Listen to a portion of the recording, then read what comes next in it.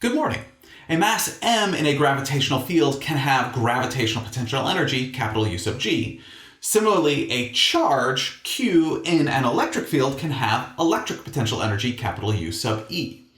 We can determine the electric potential energy per unit charge, capital V. It is called electric potential. Electric potential equals electric potential energy divided by Q, a small test charge. However, most often we are interested in the change in electric potential energy per unit charge, which is called the electric potential difference, delta V.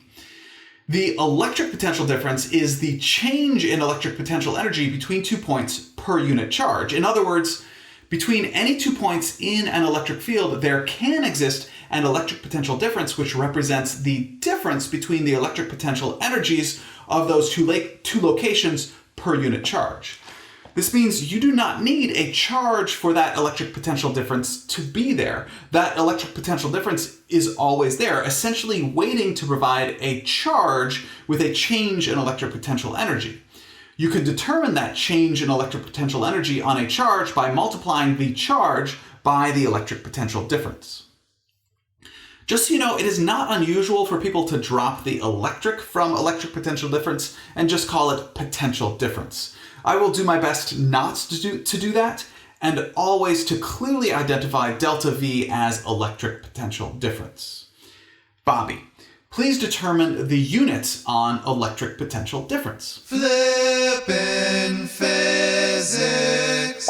Well, delta V, or electric potential difference, equals change in electric potential energy divided by charge, so the units should be joules per coulomb. That is correct, Bobby.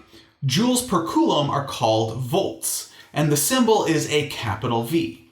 Electric potential difference is also commonly referred to as voltage. Electric potential energy is a scalar, therefore electric potential difference is also a scalar. Mr. P, Yes, Bo? the symbol for electric potential difference is delta capital V. The units for electric potential difference are volts, which use the symbol capital V. Do electric potential difference and volts really use the same symbol? And that is irksome. Yes, they do, and yes, that does irk me and likely you as well. Sorry. Okay, voltage and volts are named after the Italian physicist Alessandro Volta, who was a pioneer of electricity and power and is credited with the invention of the electric battery. And speaking of the electric battery, the maximum possible voltage a battery can provide between its terminals is called the electromotive force, or EMF. In a non-ideal battery, the EMF differs from the battery's terminal voltage, delta V sub t, because the terminal voltage, which is the electric potential difference measured between the terminals of the battery, will be less than the EMF of the battery because the internal resistance of the battery decreases the terminal voltage of the battery. Until further notice, however, all batteries are ideal, and therefore the electromotive force, or EMF, and the terminal voltage, delta V sub t, are identical. Mr. P? Yes, Billy? I'm sorry, I missed most of that. That's fine, Billy. I'll review. So, a battery has both an electromotive force, or EMF, and a terminal voltage, delta V sub t. The EMF is the ideal maximum voltage across a battery. For example, this 9-volt battery is advertised to have a 9-volt maximum electric potential difference across its terminals. Because it is a real battery and not an ideal battery, when I measure the terminal voltage, delta V sub t, across the terminals of the battery, we get 8.9 volts, which is less than the EMF of 9 volts. This is because internal resistance in the battery slightly reduces the electric potential difference across the terminals of the battery, making the terminal voltage less than the EMF. But you said all batteries we work with will be ideal batteries, and therefore EMF and terminal voltage will be treated as the same, unless otherwise specified, right? Bo, that is correct. For right now, EMF and terminal voltage are assumed to be the same because all of our batteries are assumed to be ideal. Okay, be aware EMF has its own symbol, which looks like a curly uppercase E. And lastly, I will point out electromotive force is an historical term, which unfortunately we still use, even though it is a misnomer, because electromotive force is not a force, it is an electric potential difference. Electromotive force is not a force. That is unfortunate. Yeah. Well, what does it mean that this is a 9-volt battery? It means if we measure the electric potential difference across the battery, we will get 9 volts. But what does an electric potential difference of 9 volts really mean?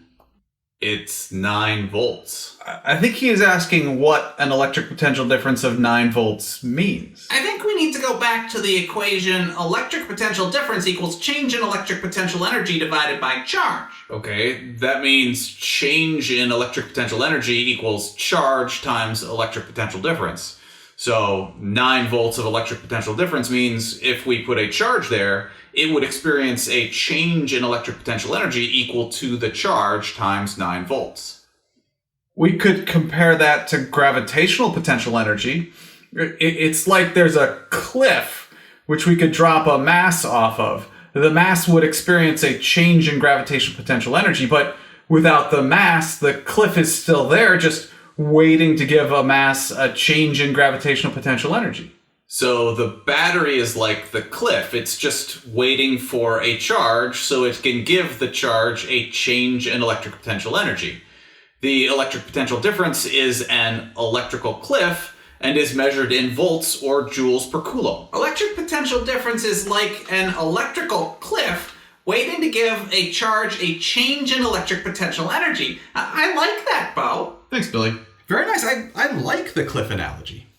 Okay, let's take a look at a basic circuit with a battery, 2 connecting wires, and a resistor. In real life, the circuit looks like this. And the circuit diagram for this circuit looks like this. The battery is represented by this symbol, where the long line represents the positive terminal of the battery, and the short line represents the negative terminal of the battery. And I have placed the EMF symbol next to the battery. The resistor symbol is this one, which looks like an accordion fold of a wire, and I have placed an R for resistance next to the resistor. Sometimes you will see a resistor represented with a rectangle instead of this zigzag pattern. However, I will usually use the zigzag resistor symbol. And the wires are represented with lines. Mr. P? Yes, Bobby? The wires in your real circuit are not straight like the circuit diagram. Can you really draw straight lines like that in your circuit diagram? I mean, the real wires are not straight. They are all curly and in circles and stuff. That is a valid point, Bobby. Remember, all our wires are considered to be ideal. So the resistance of our ideal wires is considered to be 0. So the shapes of the wires does not matter. We could draw the circuit diagram with wires which are curly and in circles and stuff. However, that would be more difficult to understand. So we draw wires in straight lines and in simple patterns to make the circuit diagrams as simple and easy to understand as possible. Yeah, that makes sense. So wires have 0 resistance, so because of that, the shapes of the wires do not really matter. Thanks. Now we need to determine which direction current will flow in the circuit. To do that, we place a small positive test charge at a location in the circuit and discuss what direction that small positive test charge will experience an electric force. So class, you get to be the small positive test charge. If you, the small positive test charge, are located on the wire, will you be pulled toward the positive terminal of the battery, or will you be pushed away from the positive terminal of the battery? We are the small positive test charge? I don't get it. It's pretend. Oh, I have to pretend to be the small positive test charge and see if I'm pulled toward or pushed away from the positive terminal of the battery? How would I know that? The law of charges. The law of charges? Like charges repel, unlike charges attract. Right, so I am a positive charge and the positive terminal of the battery is positive. So I am repelled from the positive terminal of the battery because like charges repel. And actually, I'm also pulled toward the negative terminal of the battery because unlike charges attract. Actually, no matter where we, the small positive test charge, are placed in the circuit, we are always pulled toward the negative terminal of the battery and pushed away from the positive terminal of the battery. So the current is clockwise through the whole loop of the circuit and therefore up through the battery and down through the resistor. Hold up.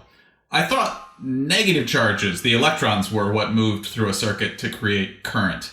Why are we using a positive test charge and not a negative one? You did not remember the law of charges, but you remember electrons are what move in wires to cause current? Yes. Remember, we are using what is called conventional current. We define current as the direction positive charges would flow, even though we know negative electrons actually move in the negative direction, opposite the direction from the direction of conventional current. Sure. Conventional current is the direction positive charges would flow, and electromotive force is an electric potential difference and not a force. Very logical. Yeah. Okay, so we have the conventional current direction correct. That's good. So now we have added a switch to the circuit, and we have replaced the resistor with a light bulb so we can see evidence of current flow.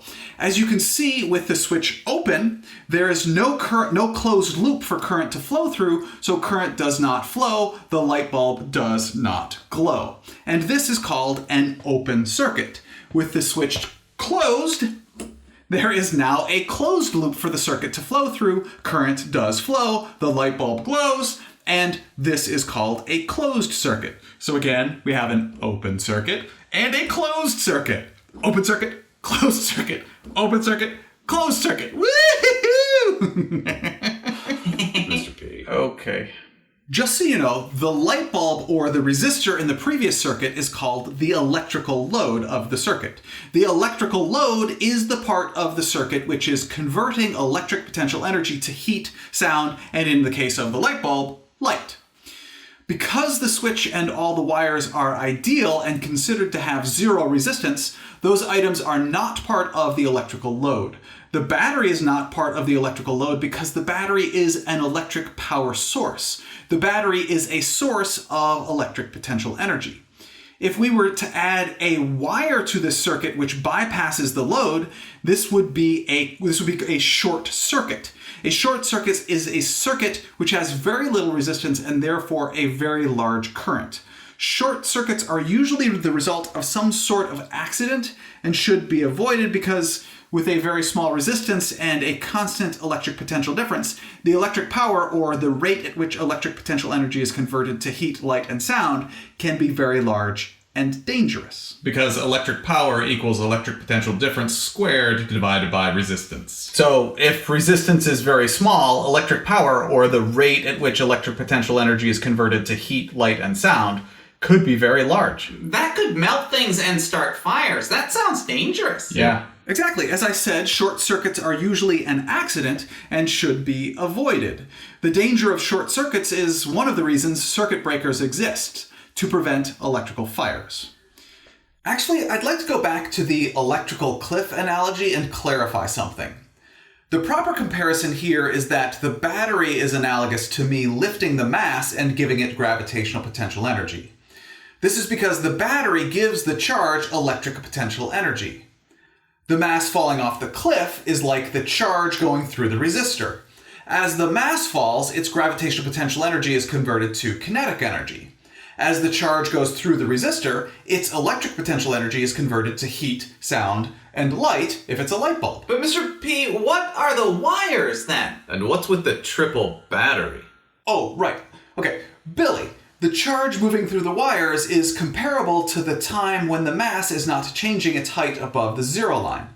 Because the wires are ideal and have no resistance, the electric potential energy does not change while the charge moves along the wire, just like the gravitational potential energy of the mass does not change as it rests on the ground or on the top of the cliff.